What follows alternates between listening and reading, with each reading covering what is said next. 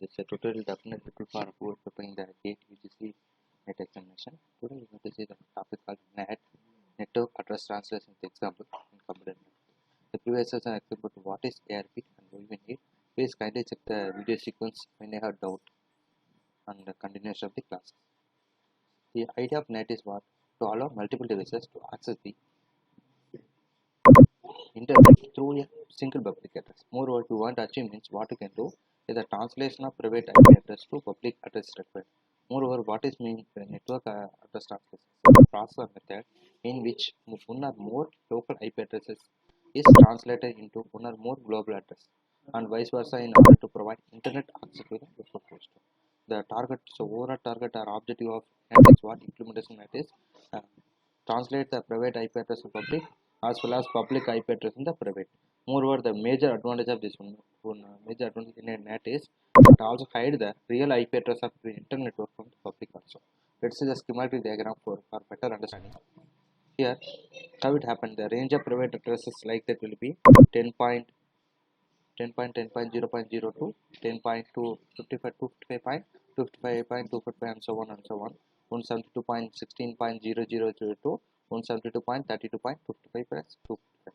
Now let's see the idea. Diagram, there will be a host consists of IP address like private address like 10.0.1 and another host IP address having system has IP address of 10.10.0.2, 3, 4 and so on. Now we want to connect to the internet. How it's possible? Here there will be a router is there, default gateway is there, and internet. How we access means let's assume that the private IP address, the system want to connect internet means what will happen? It needs support of router, requesting from the router, then router through internet. So if to want internet means it needs some support of public IP address, that is called 12.31.7. So first of all, the private IP address, the system on it first through the gateway, and also after that try to access the internet, and through internet after accessing from here, how it possible? If you want to convert and transfer means we need support of NAT translation table.